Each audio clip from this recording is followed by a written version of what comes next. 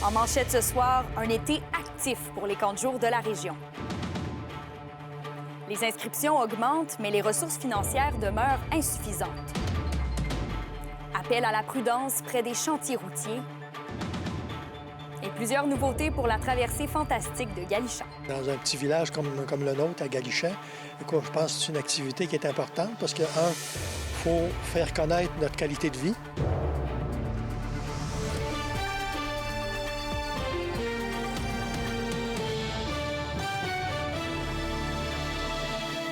Bon début de soirée, Kémilia La Liberté qui vous accompagne. Merci d'être avec nous ce soir.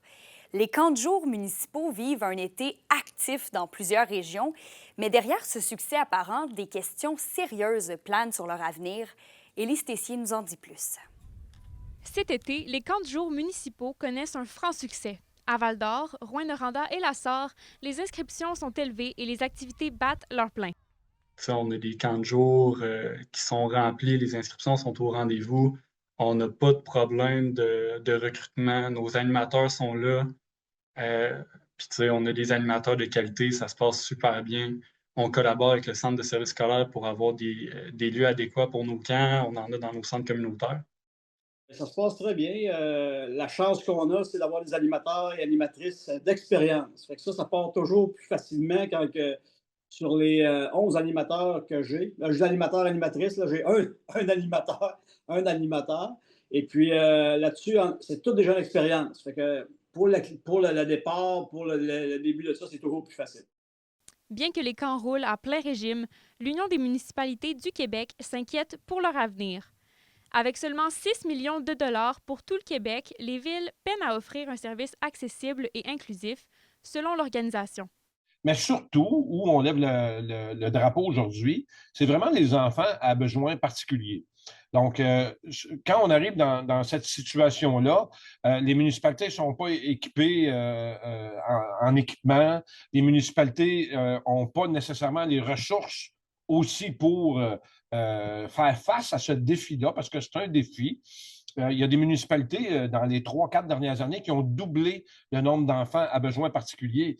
À Val-d'Or, le coordonnateur aux activités sportives et récréatives, Luc Lavoie, constate que les attentes des parents grandissent sans que les ressources suivent. Le camp de jour, c'est un service qui est offert aux citoyens pour divertir les enfants durant l'été, mais c'est aussi un service que le parent utilise comme service de garde et le parent s'attend aussi souvent à plus de services, donc des soutiens de psychothérapeutes, de spécialistes pour aider des enfants qui ont des besoins plus particuliers.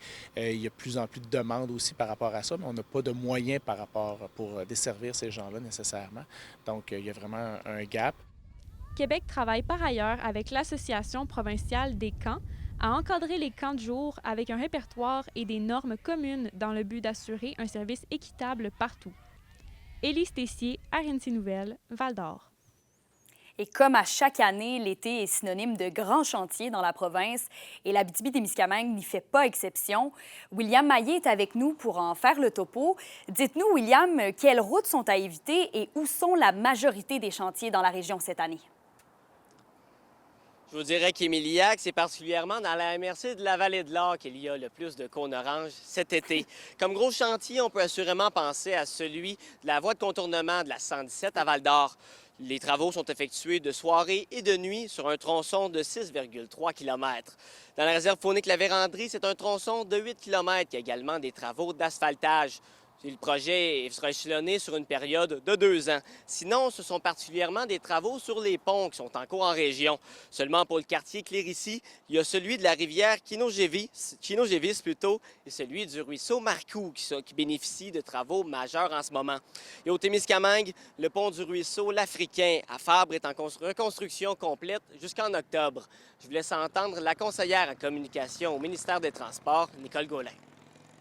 On a eu un peu plus de budget cette année, mais évidemment, on a beaucoup de ponts, on a beaucoup de retard au niveau des ponts. Donc, je pense que tranquillement, pas vite, on va arriver, le ministère va arriver à reprendre du retard. C'est pour ça qu'il y a beaucoup de ponts cette année qui font l'objet de travaux, mais ça se déroule un peu comme à l'habitude là, au niveau des travaux du ministère. À rappeler, par contre, c'est pas parce qu'il y a la semaine de la construction qu'au niveau routier que ça s'applique pas. Ouais, comme on vient de l'entendre dans l'extrait, les chantiers sur nos routes ne prennent pas de vacances là, durant les vacances de la construction. Et les signaleurs routiers mettent en garde la population parce que depuis le début de l'année, le nombre de travailleurs blessés par des automobilistes sur les chantiers a déjà surpassé le nombre de 2024 avec 163 d'après les derniers chiffres. 3 morts seraient également déjà survenus seulement cette année. Je vous laisse entendre l'ancien président de l'Association des travailleurs en signalisation routière du Québec. C'est beaucoup ça qu'on a des problèmes en région. Le manque de connaissance de la barrière signaleur. Puis il ne faut pas oublier que le signaleur ou la signaleuse sont comme un agent de police selon le Code routier du Québec. Donc, ils peuvent prendre votre plaque en photo puis aller appeler la police, puis vous pouvez recevoir une amende qui est quand même 4 points des mérites et de là pas loin de 400 pièces d'amende. Les signaliseurs routiers appellent également à la prudence à l'approche des vacances de la construction. À chaque année, c'est la période la plus critique. Ouais, donc on redouble de prudence et on lève le pied. Merci, William. J'en prie. Et toujours dans les transports, mais du côté de l'aviation, une nouvelle liaison aérienne entre Rouyn-Noranda et Gatineau-Ottawa voit le jour. L'entreprise de transport aérien Proper offrira les allers-retours vers la capitale canadienne à compter du 3 août prochain. Des vols qui seront d'ailleurs admissibles au programme gouvernemental d'accès aérien aux régions, le PAR, qui permet aux passagers de voyager par avion à partir de 250 $. Et avec cette initiative, Proper veut favoriser l'accessibilité au territoire et aussi contribuer à l'essor économique de l'Abitibi-Témiscamingue. L'entreprise bonifie aussi son offre vers Montréal en doublant son nombre d'allers-retours vers la métropole. Et du côté de Galichan, maintenant, il y aura des nouveautés pour la traversée fantastique où l'objectif est de construire une embarcation et d'ensuite faire une course sur la rivière du Parquet. Olivier Morin nous donne les détails. Une 8e édition qui mise sur le côté participatif et familial. Et depuis quelques années, l'organisation de la traversée enregistre une tendance à ce niveau. On a un bon succès là, à venir à date avec les années. Là, on voit beaucoup de familles avec des jeunes enfants. Même si l'événement se nomme la Grande Traversée et s'adresse aux 12 ans et plus, on y propose également la petite traversée pour les enfants âgés de 3 à 11 ans. Et la participation pour le volet jeunesse est au rendez-vous. L'an dernier, on a battu notre record là, de participants là, à la petite traversée, donc les enfants qui fabriquent des petits bateaux. Donc, on est rendu là, à 42 participants l'an dernier. En plus de voir certains d'entre eux tenter à nouveau leur chance cette année. Bien sûr, ils veulent se reprendre, surtout s'ils n'ont pas gagné le premier prix. Là. Ils veulent avoir une chance de se reprendre. Pour ce qui est de la Grande Traversée, elle a enregistré un total de 38 participants répartis dans 8 équipes l'an dernier. Et au cours des dernières éditions, elle a accueilli quelques participants en provenance de l'extérieur de la province et même du pays. On avait une équipe une année, là, que c'était des gens qui étaient en visite ici. Là. C'était des Français qui étaient en visite. OK? Puis ils sont venus faire Ils étaient déguisés en Astérix, là, tu sais. Puis ils ont fait la traversée. Ils étaient, je ne me trompe pas, ils étaient 7 ou 8 là, pour leur embarcation. Une autre année, on avait des gens de la Colombie-Britannique. Ils ne parlaient pas un mot de français, là, mais ils sont venus faire la traversée. L'événement remet également plusieurs bourses aux participants et qui totalisent 750 $. Le tout est possible grâce aux commanditaires qui ne cessent de s'accroître. Notre tablée de commanditaires est de plus en plus importante. Je dois en avoir à peu près 25 là, qui ont confirmé. En montant d'argent qu'on recueille auprès de nos commanditaires, cette année, là, on a doublé notre cueillette.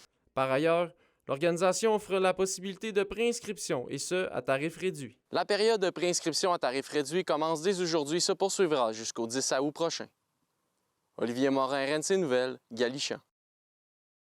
L'indice boursier minier au TVA Nouvelles 18h est une présentation de GFM Groupe Financier. Dirigeants d'entreprises et particuliers, fiez-vous aux experts de GFM pour vos placements, assurances de personnes et assurances collectives. Car pour vous, ils vont au-delà de la finance. Merci beaucoup. Au retour de la pause dans la chronique culturelle, on vous sert un moment napolitain. La crème glacée, la musique, mais aussi un spectacle dans la rue au Petit Cornet. À tout de suite!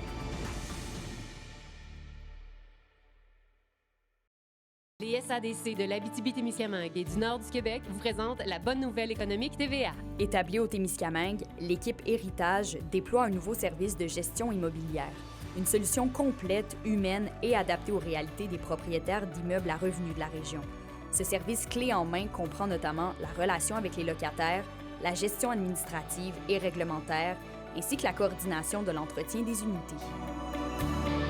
Les SADC, partenaires de l'économie de la région.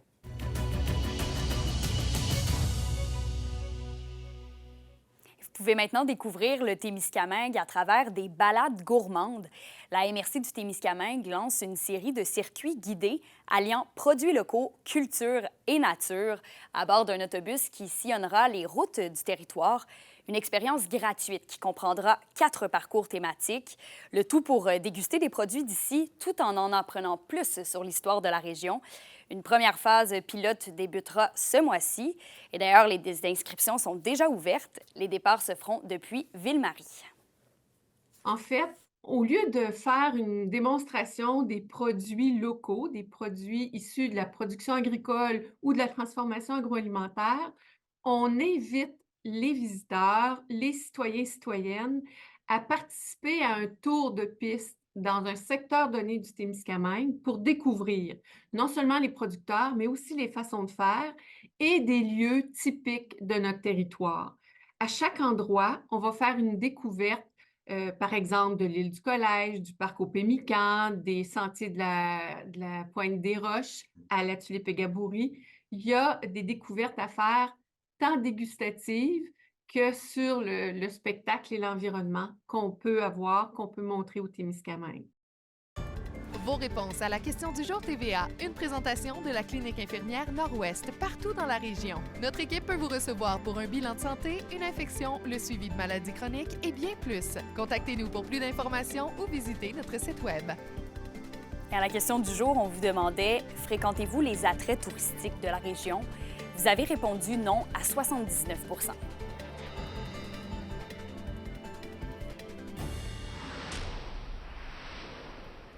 Au culturel Sarah Maud, les gens vont taper du pied au son des cuivres et de l'énergie contagieuse de Blâme demain à Valsenville. Effectivement, Kémilia, c'est temps d'apporter vos chaises, mais également un bon petit pique-nique et de vous aller vous installer chaleureusement demain, 19h, au parc BMX du côté de Valsenville. Le spectacle est totalement gratuit. Bonne nouvelle à ce côté-là. Et également, si jamais il fait pas beau, il annonce de la pluie, il n'y a aucun problème. Le spectacle a toujours lieu, mais du côté du Centre des loisirs de Valsenville. La coordonnatrice à la programmation culturelle de la ville de Val-d'Or vous invite à vous plonger dans un univers atypique, mais également inusité. On s'enligne vraiment dans une musique qui part un peu de la musique qui vient de tous les instruments de cuivre. Là, on parle de saxophone, de trombone. Puis de ça, va s'ajouter d'autres instruments, la mandoline, le banjo. Fait qu'on est vraiment dans ce genre d'univers-là, mais avec des grosses racines super québécoises dans ses textes, dans sa façon de raconter les histoires. Il y a une super belle poésie, mais une poésie rough. On invite les gens dès 18h. Les gens peuvent arriver avec leur couverture de pique-nique, leurs chaises, venir manger sur place. Nous, on amène notre service de bar roulant, en fait, directement là-bas. Donc, les gens peuvent arriver à partir de 18h. Le spectacle commence à 19h. On a pour à peu près une 60aine de minutes de spectacle. Puis les gens repartent à la maison conquis par la soirée en ayant passé un moment avec des amis, de la famille. Puis c'est vraiment ouvert à tous. C'est vraiment ultra familial. En plus de se promener un peu partout en ville, le Shack festif, oui, est à Valsenville, mais va aller du côté de Vassan et Dubuisson. On parle du 23 juillet au parc à Aricana, à Vassan, Mélanie Roberge et les frères Greffard pour ce qui est du 6 août prochain du côté du parc de la Maison de la Citoyenneté à Dubuisson. Nul autre que Pépé et sa guitare. Bref, pour plus d'informations, rendez-vous sur le culturevd.ca.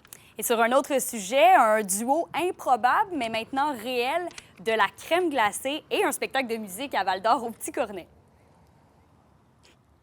Oui, effectivement, c'est comme une crème glacée napolitaine, on peut dire. Gourmandise, musique et bonheur. C'est vraiment comme ça qu'on peut le décrire du côté de Val-d'Or demain à 19h au Petit Cornet. Zachary, Lucas, Nicolas et Simon, des grands mordus de la musique, font de la musique ensemble depuis quelques temps déjà. Et l'objectif pour le Petit Cornet, c'est de faire briller la relève locale dans une ambiance décontractée, mais également rassembleuse. La propriétaire du au Petit Cornet, Andréane Jeanne Tessier envisage déjà de refaire d'autres représentations au courant de l'été. Et là, on parle de tout style confondu, que ce soit de la musique, de la danse, des contes ou encore du cirque. Bref, on a vraiment hâte de voir la suite pour ce qui est du Au Petit Cornet. Puis elle vous invite également, tout ce qui est la relève, à venir refaire leur spectacle au Petit Cornet pendant l'été.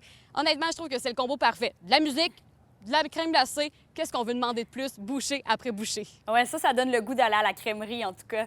Merci, Sarah Maud. Surtout avec le soleil qui fait, là, on se retrouve à la météo dans quelques minutes.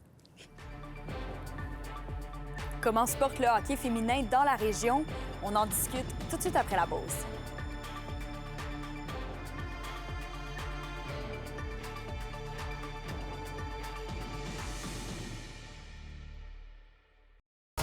Les sports vous sont présentés par Thibaut Géant, votre concessionnaire de confiance à Rouyn-Noranda, là où qualité et choix se rencontrent.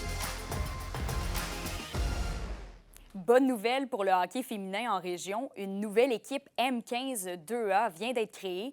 Un projet qui était dû pour les jeunes athlètes qui vont pouvoir se développer en Abitibi-Témiscamingue. Un reportage de Zachary Desrosiers. Le programme de hockey féminin des Lynx de l'Abitibi-Témiscamingue franchit une nouvelle étape. Dès la saison 2025-2026, une équipe M15-2A joindra officiellement la Ligue québécoise de hockey féminin. Un nouveau niveau de compétition pour les joueuses âgées de 13 à 15 ans et surtout une progression naturelle qui manquait jusqu'ici. On a un très beau bassin M15 qui s'en vient. Considérant qu'on avait juste l'équipe M18 pour les M15, c'était leur seule option pour jouer au hockey féminin toute la saison. Je trouvais ça un peu dommage pour elles de justement commencer direct dans le M18 et ne pas évoluer de manière progressive selon leur âge et leur catégorie. La présidente du comité de hockey féminin en région, Rose Pouliot, porte ce projet depuis longtemps. Elle-même entraîneuse dans la dernière année, elle a vu le talent local exploser.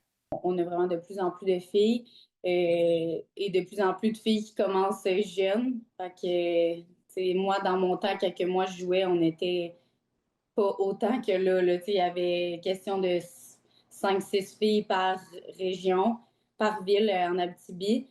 Puis là, c'est question d'une vingtaine à peu près par ville.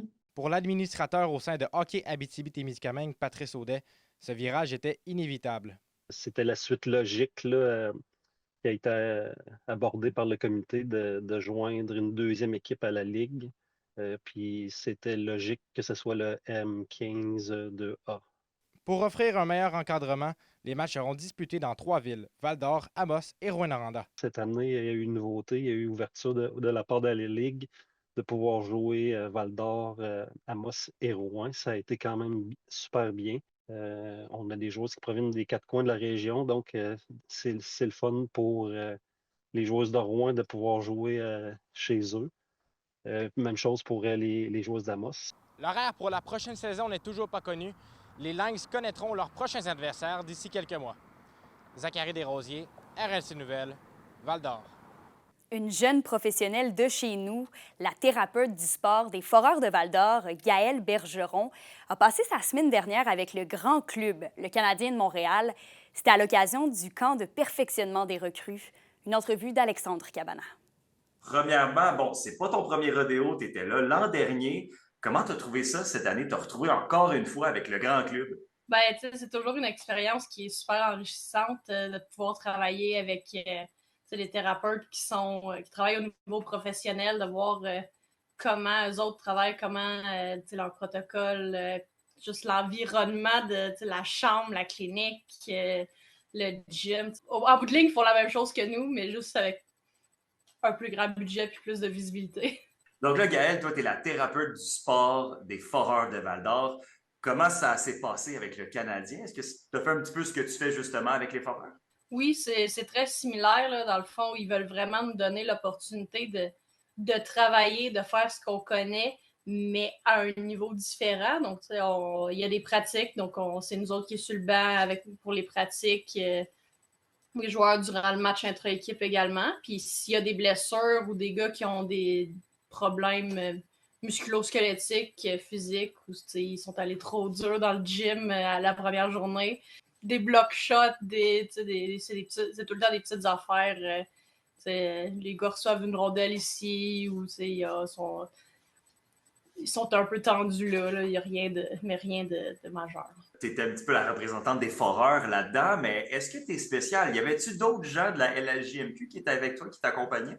C'est pas un processus comme un repêchage, là. C'est l'équipe des Canadiens qui veulent redonner un peu aux thérapeutes de la Ligue. Donc, cette année, on était 3 ou 4, là, dépendamment si tu regardes qui était là l'année passée et qui est là l'année prochaine. Là. Cette année, ils ont aussi organisé ce qu'ils appelaient un Speaker Series. Donc, j'ai fait 2 journées de formation avec le staff du Canadien avant le camp. Donc, ça ne faisait pas partie du camp en tant que tel, mais c'était 2 journées de formation pour les thérapeutes ou le personnel médical. J'aimerais ça travailler au niveau professionnel. Je ne sais pas si je ferais le saut dans le grand club du jour au lendemain. Là. C'est tellement une belle expérience, puis tellement une opportunité justement de se développer puis de voir qu'est-ce qui se fait ailleurs que oui, je vais être là l'année prochaine. Tant que j'ai l'invitation, je vais continuer d'y aller. Ce camp-là survient en plein mois de juillet.